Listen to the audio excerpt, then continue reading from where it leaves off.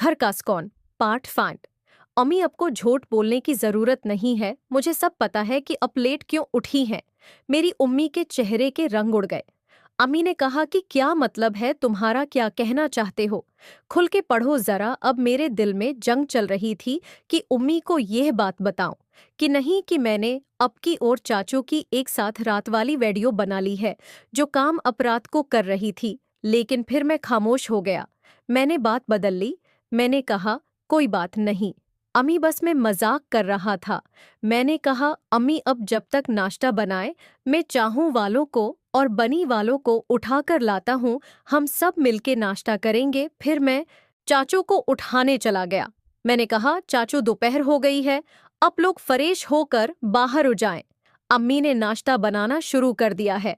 अब मेरे दिल में एक आइडिया आया कि अगर मैंने चाचू को बता दिया कि मैंने अब लोगों का राज जान लिया है तो मेरा बदला लेने का फुलान अधौराना पड़ जाए कितना भी। उसी लिए मैं अब सही मौका की तलाश में था। चाचू लोग फरेश होके बाहर आए और मेरा कजन असफ भी। मैंने कहा चाचू, अब लोग यहाँ कब तक रखेंगे?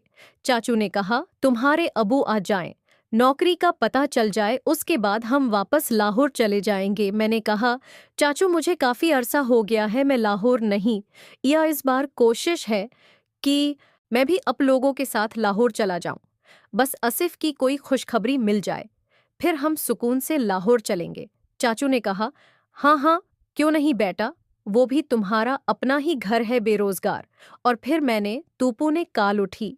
पुलिस मैंने पूछा अबू अब कब तक वापस आ रहे हैं? चाचू वाले भी घर आए हुए हैं, क्या करूं, और अब ही का इंतजार कर रहे हैं। अबू ने कहा बेटा इंशाअल्लाह आज मेरा काम खत्म हो गया है। आज रात में किसी वक्त भी इस्लामाबाद से निकल जाऊंगा और कल सुबह में कराची पहुंच जाऊंगा। मुझे दुख भी था, आवाज चाहिए थी कि अबू जब आ जाएंगे मैं बनी और उम्मी के साथ वो सुकून हासिल नहीं कर पाऊंगा। लेकिन मुझे अब चाचू से बदला भी लेना था। उसकी बेटी उम्ना के साथ वो काम करना था, क्योंकि चाचू ने मेरी उम्मी और असफ ने मेरी बहन के साथ वो काम किया था। मुझे अब सुकून नहीं मिल रहा था। फिर मैंने काल काटी।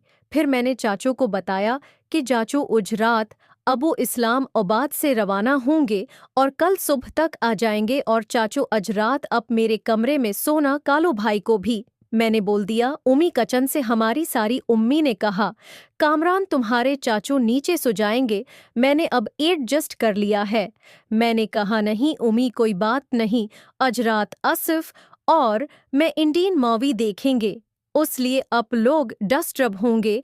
हम अपने कमरे में जाएंगे और मैं बहुत इरसे के बाद चाचू से गुपशप करना चाहता हूँ। मैं फिर बनी के कमरे में चला गया। वो लोग भी बस बाहर निकल ही रही थी।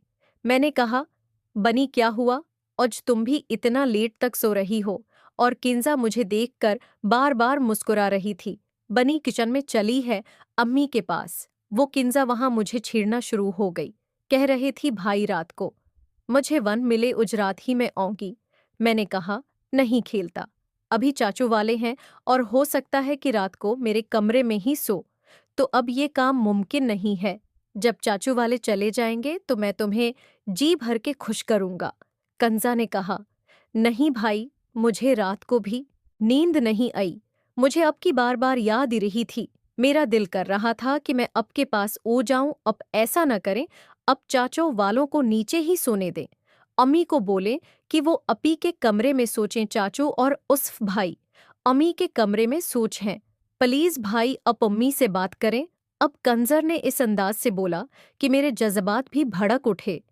मेरे दिल में किशमकिश चल रही थी और रात जो मैंने वक्त गंजा के साथ गुजारा था उसकी याद ताज़ा हो गई थी। लेकिन मेरे दिल में ये भी ख्याल था कि अगर रात को चाचू वाले नीचे सोए तो फिर रात को बनी और मेरी उम्मी की दोबारा ले लेंगे। उसलिए अब मुझे ये भी गारा नहीं था। मैं ने कहा कंजा अच्छा, तुम परेशान न हो, मैं उम्मी से बात कर लूंगा और मैं शाम को तुम्हें बता दूंगा कि रात को क्या करना है, वरना एक दो दिन की तो बात है। और वैसे भी इज मेरी अबू से बात हुई थी, वो सुबह आ जाएंगे। तो फिर कंजा कहने लगी भाई हजरात अब चाचू वालों को नीचे ही सलाएं, पता नहीं फिर कब मौका मिले अब के साथ।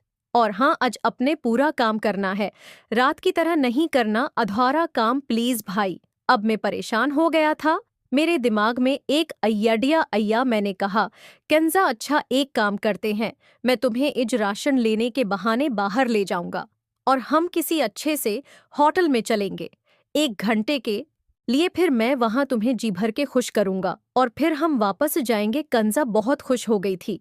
उसने कहा, ठीक है भाई, ये आइडिया अच्छा है। अब उम्मी को जाके बोल दें कि उज मैंने घर का राशन लेना है तो मैं छोटी को भी साथ ले जाऊंगा। मैंने कहा, अच्छा ठीक है, पहले हम नाश्ता करते हैं, फिर नाश्ते के बाद मैं उम्मी से बात कर लूंगा और पैसे भी ले लूंगा। मेरे पास इतने पैसे नहीं हैं कि मैं होटल में तुम्हें ले जाऊं। तुम्हारे पास कोई पैसे हों तो मुझे दे दो, और जब मेरी नौकरी लग जाएगी तो मैं अपनी सारी सीरत तुम पे ही तो खर्च करूंगा। कंजा ने कहा कि हाँ भाई, मैंने पॉकेट मनी जमा की हुई है, मेरे पास तकरीबन 6,000 रुपए है, इतने काफी होंगे ना होटल के लिए। मैंने कहा, होटल का कमरा तो 2,000 में आ जाएगा, हम किसी सस्ते से होटल चलेंगे। हम लोग टीवी लाउंज में हुए और घर वाले सब नाश्ता कर रहे थे। हमने भी उनको जवाइन किया और सबने मिल के नाश्ता किया। नाश्ते के बाद बनी घर के काम में मसरूफ हो गई चाचो और असफ भाई बनी वालों के कमरों में आकर टीवी देखने बैठ गए और अम्मी किचन के काम कर रही थी। मैं अम्मी के पास गया। मैंने कहा, अम्मी उज मुझे पैसे दे दें ताकि मैं राशन ले आऊं, और आपको पता है कि घर पे मेहमान आए हुए हैं तो उनके लिए कोई फल वगैरह भी लेता हूँगा। और हाँ, उज मैं छोटी को साथ ले जाऊंगा क्योंकि सामान बहुत ज्यादा है, वो मेरी हेल्प करा देगी। अम्मी ने कहा, हाँ कामरान, ये अच्छा आइडिया है। वैसे भी तुम सारा दिन घर पे फरी होते हो, अच्छा है कि घर के काम कर लो। बस मैं सफाई कर लूं, मैं तुम्हें पैसे उठा देती हूँ जब तक तुम कंजा के साथ सामान की लिस्ट बना लो। फिर मैंने कंजा को बुलाया। मैंने कहा, मुबारक हो, हमारा प्लान कामयाब हो गया है। तुम जाओ कोई अच्छा सा ड्रेस पहन के और कोई खुशबू भी लगा लेना और हम बहुत लंबा मैच खेलेंगे। कंजा खुशी खुशी वापस चली गई और अलमारी से कपड़े भी निकाल रही थी और कोई गाना भी गंगना रही थी। और फिर मैं भी अपने रूप में आज्ञा फरेश होने के लिए मैं फरेश हुआ और मैंने एक अच्छी सी टी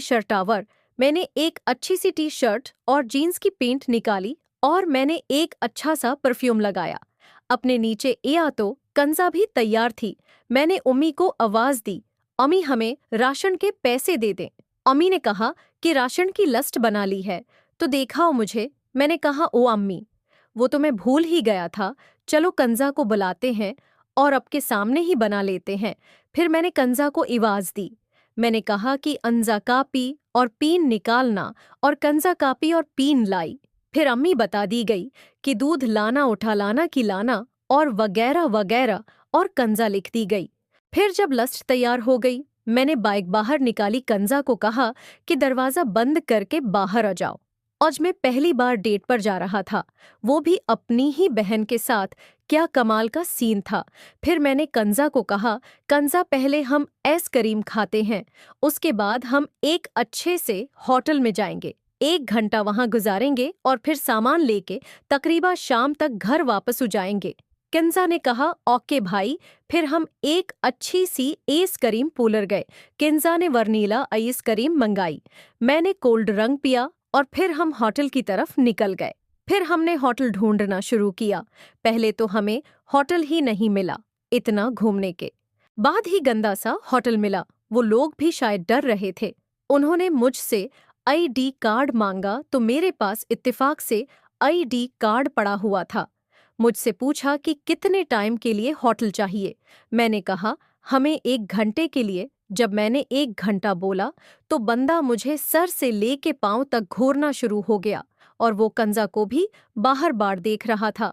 फिर उसने कहा, सूरी सर, अब कम से कम 24 घंटे के लिए होटल बुक करा सकते हैं और 24 घंटे का रेंट है 4,500 रुपए है। चाहे फिर अब 1 घंटा रखें या 24 घंटे, वो अब की मर्जी है। अब ये नया मसला खड़ा हो गया था। मैं जिंदगी में पहली दफा एक किराए के कमरे में आ रहा था। मुझे इस चीज का एक्सपीरियंस नहीं था कि क्या वहां पे निजाम होता है। खैर, कंजा ने कहा, कोई बात नहीं भाई, 4,500 रुपये मेरे पास हैं, अब कमरा बुक कर दें। मैंने कहा कि इंजा, ये बहुत ज्यादा पैसे मांग रहे हैं, हम किसी दूसरे होटल में चलते हैं। कंजा ने कहा नहीं भाई, पहले ही बहुत टाइम ज़ाय कर चुके हैं और आपको पता है ना, हमने राशन भी लेना है और घर वापस भी तो जाना है, बस जो है ठीक है। खैर हमने होटल का कमरा लिया, हमने उसे चाबी ली और फिर हम होटल के रूम में अगे अंदर हुए तो एक फटा सा पुराना सा गुद्दा बचा हुआ था और एक कोने पे करसी पड़ी हुई थी, उसके साथ एक अटीच बात था। अंदर होते ही कंजा ने मुझे पकड़ लिया और अपना काम करना शुरू कर दिया। अब शायद उससे कंट्रोल नहीं हो रहा था और मुझसे भी नहीं हो रहा था। मैंने कहा, कंजा क्या तुमने कभी बाहर मुल्क वाली में ही देखी है? उसने कहा, कौन सी गंदी मौवी? मैंने कहा, हाँ हाँ गंदी वो हुई।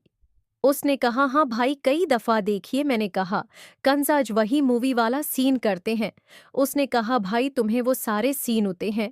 मैंने कहा, देखते हैं, ट्राई करूंगा। उसने कहा, मुझे तो सारे सीन होते हैं क्योंकि मैंने सलमान के साथ पहले ही वो सब कुछ कर लिया है। अब मेरा मूड खराब हो रहा था। मैंने कहा, कितना भी किया है, अभी उसका नाम न लो। फिर मैंने सब कुछ हटा दिया और कंजा ने भी। मैंने कहा कि इंजा तुम उसको लोलीपॉप करो। मैं अभी ये कह रहा था कि वो झपट पड़ी, उसने लोलीपॉप करना शुरू किया। फिर वो रखने का नाम ही नहीं ले रही थी। फिर मैंने उसे जबरदस्ती रोका। मैंने कहा, सारा काम यही करोगी क्या? आगे मुझ पे छोड़ दो, मैं तुम्हें अब सुकून पहुंचाता हूँ। फिर मैंने उसे उठा के पेट पे बैठाया और फिर दूसरे सुकून पहुंचाना शुरू किया। मैंने जब असल काम किया तो मुझे महसूस हुआ कि कंजा उन कामों की पहले से ही खिलाड़ी है। मैं ख्वाह मख्वाह ही डर रहा था। बस उस कमरे में मेरी और कंजा की आवाजें थी और ये आवाजें तकरीबन 15 मिनट तक उती रही। उसके बाद हम दोनों ओठ हो गए, फिर हम वहीं फरेश हुए, फिर हम जल्दी से बाहर आ गए, फिर हम बाजार गए, एक बड़े से जनरल स्टोर पे। उसको सामान की लस्ट दी। उसको कहा कि जब तक ये सामान निकालें हम कुछ सब्जियां और फल वगैरह खरीद के लाते हैं। फिर हम सब्जी की मार्केट में आगे हमने बहुत सारी सब्जियां ली और फिर 1 किलो गोश्त लिया। फिर हम दोबारा इस स्टोर पे उए वो सामान सारा पैक करवाया। अब वो सामान बहुत ज्यादा हो गया था, अकेले कंजा से तो उठने वाला नहीं था। फिर मैंने कहा कि इंजा हम रक्षा करवा लेते हैं, तो मरकशे में बैठकर उसके साथ घर ही जाना और मैं बाइक पे।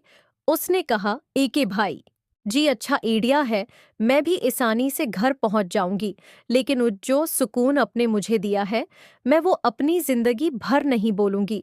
अब मैं सलमान से कभी नहीं मिलूंगी, ये मेरा अब से वादा है, लेकिन अपने मुझे पूरा पूरा टाइम देना है।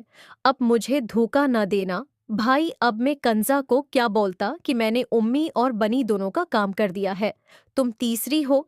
अब तो मेरे दिमाग में जा चुकी बेटी अमना और चाचू की बीवी का भी, यानी कि मेरी चाची का भी लेने का प्लान चल रहा था। मैंने कहा, हाँ हाँ छोटी, तुम परेशान ना हो, मैं तुम्हें हर तरह से खुश रखूंगा। फिर हम वहां से सामान लौट करवाए और फिर मैंने छोटी को इस रक्शे में बैठा दिया। मैं भी बाइक पे उस रक्शे के साथ घर पहुंच गया। जब हम घर पहुंचे तो घर की बेल बजाए तो काफी देर तक दरवाजा ही नहीं खोला। साथ बेल बजाने के बाद बन्नी इम्ती हुई, आई और दरवाजा खोला। मैंने कहा, बनी कहाँ मर गई थी और तुम हानप क्यों रही हो? अब मुझे शक पड़ रहा था। फिर मैं फौरा उम्मी के कमरे में गया तो उम्मी भी वॉशरूम में थी और चाचू बाहर बैठे हुए थे। फिर मैं बन्ने के कमरे में गया तो वहां आसिफ टीवी देख रहा था। मुझे शक पड़ गया कि यहाँ कौन सा खेल खेला गया है, लेकिन अब मैं कुछ बोल भी नहीं सकता था। फिर मैंने बनी को कहा कि बनी सारा सामान अंदर शिफ्ट करवा दो। हमने सारा सामान रक्शे से उठाया और किचन में लगा दिया। अम्मी भी जब तक हो गई उसने कहा कि सारा सामान लाए हो? मैंने कहा, हाँ। फिर अम्मी सामान चेक करना शुरू हो गई। अब मैं अम्मी को घूर रहा था, शायद वो नहा के आई थी, उसके बाल भी अभी तक गीले लग रहे थे। उसने सिर पे दोपटा लिया हुआ था। अम्मी ने सामान चेक किया तो सारा सामान पूरा था। अम्मी ने कहा कि उज क्या बना? औरमा या बिरयानी बनाओ, मैंने कहा। अम्मी दोनों चीज़ें बना ले, और हमारे घर मेहमान आए हुए हैं और सुबह अबू भी आ जाएंगे तो भी औ के खा लेंगे। अम्मी ने खाने की तैयारी शुरू की, दबनी भी अम्मी के साथ लग गई। अब कंजा को, मैंने कहा। ये कंजा, तुम जाके सो जाओ अम्मी को, मैंने कहा कि कंजा ने बहुत काम किया है। सारा बाजार घूम घूम के हम थक गए हैं। एक एक चीज उठी की है, तो मैं भी अपने कमरे में जा रहा हूँ और कंजा भी अपने रूम में चली गई। तकरीबा 1 घंटे की हमने नहीं दिल्ली। फिर रात को उठ बज रहे थे, हम नीचे उतरे तो उम्मी ने खाना बना लिया था और मुझे कहा कि तुम लोगों का ही इंतजार हो रहा था। ओ, खाना लगाते हैं। फिर हम सबने मिलकर खाना खाया। फिर मैंने उम्मी को कहा, अम्मी आपको पता है कि मैं भी जा चुके साथ लाहौर जा रहा हूँ। उम्मी ने जैसे ही ये मेरे पास सुनी तो गुस्सा होने लगी, कहने लगी, कोई काम तो करते नहीं हो, अब इतना पैसा कहाँ से उएगा कि तुम लाहौर घूम के ओ। मैंने कहा, उम्मी आपको तो पता है ना, मैं इतने सालों से नहीं गया। मैं जाऊंगा और मैं अबू से पैसे ले लूंगा।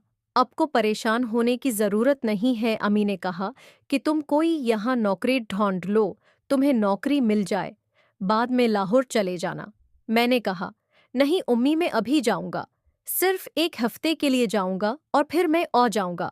और हाँ, लाहौर मेरा एक दोस्त भी है, वहाँ पे वो सरकारी अच्छी नौकरी करता है, तो मैंने उससे भी बात की है। क्या पता मेरी भी नौकरी लाहौर में लग जाए। मैंने झूठ बोल दिया था क्योंकि घी सीधी अंगली से तो निकलने वाला नहीं था, इसीलिए उंगली टीढ़ी करना जरूरी था। उम्मी अब चुप हो गई थी। फिर हमने खाना खाया।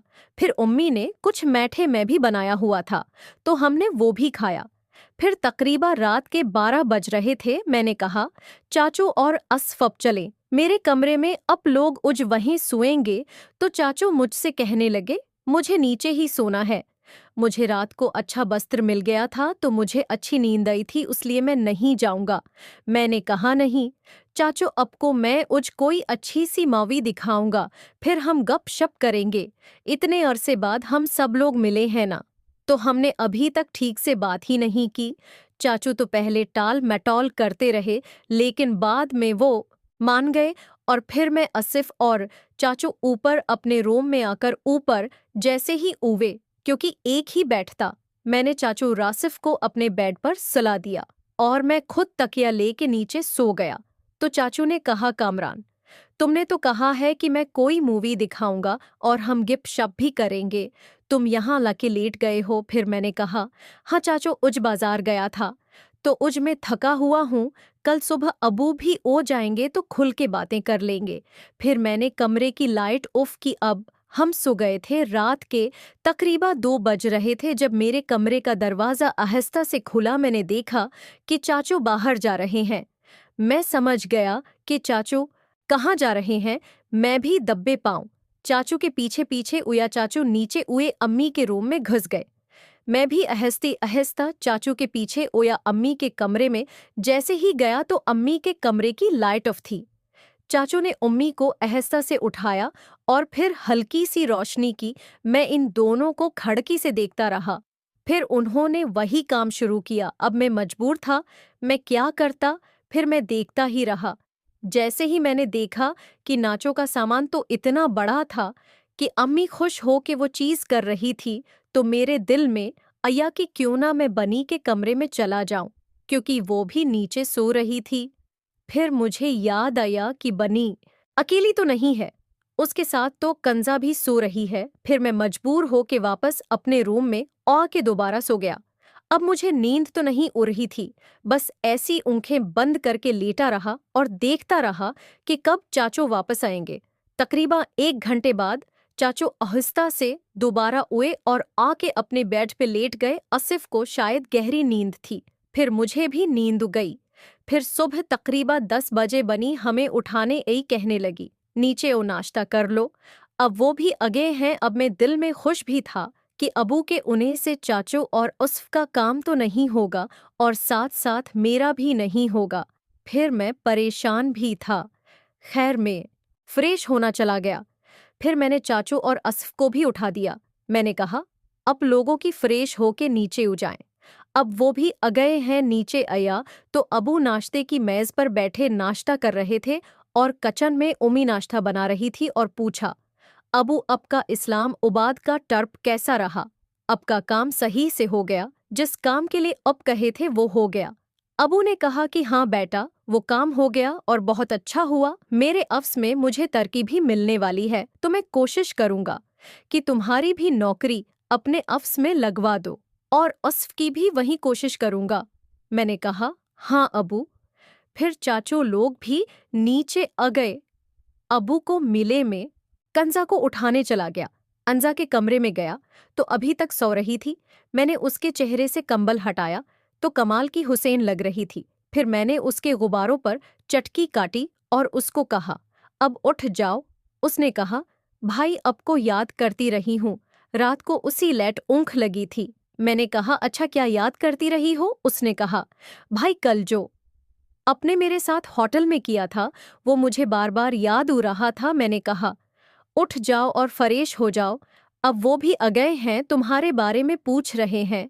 फिर मैं वापस टीवी लॉन्च में आया तो सब लोग बैठे बातें कर रहे थे। मन्नी भी बैठी हुई थी और वो असफ को बार बार देख रही थी। अब मुझे बनी इग्नोर कर रही थी। फिर मैंने बनी को कहा, बनी आज कल कहाँ गुफ्त हो, नजर भी नहीं उती हो। मजाक में कहा। मन्नी ने कहा, भाई अब ही गुम है। मैं तो यहीं, अम्मी अभी तक किचन में खड़ी हुई थी। मैं आहिस्ता से अम्मी के पास गया। फिर मैंने अम्मी को छेड़ने के लिए कहा, अम्मी अब तो अबू अगे, अब की वो लेंगे, मेरा क्या बनेगा? तो अम्मी मुझसे कहने लगी कि शर्म करो, बाहर बैठे हुए हैं, सुन लेंगे। मैंने कहा, कोई नहीं सुनता, सब मगर है अपनी बातों में। और फिर मैं बाहर आया। फिर मैंने अबू से पूछा, अबू क्या अब असफ के लिए नौकरी ढूंढेंगे? अबू ने कहा कि हाँ, पूछूंगा अपने ऑफिस में। मुझे दिल में गुस्सा अब रहा था कि मैं इतने अरसे से तालीम मुकम्मल करके बैठा हुआ था। अबू इतने परेशान तो मेरे लिए भी नहीं हुए जितना अपने भतीजे के लिए हो रहे थे। मैंने कहा, अच्छा ठीक है अबू, अब ढूंढे।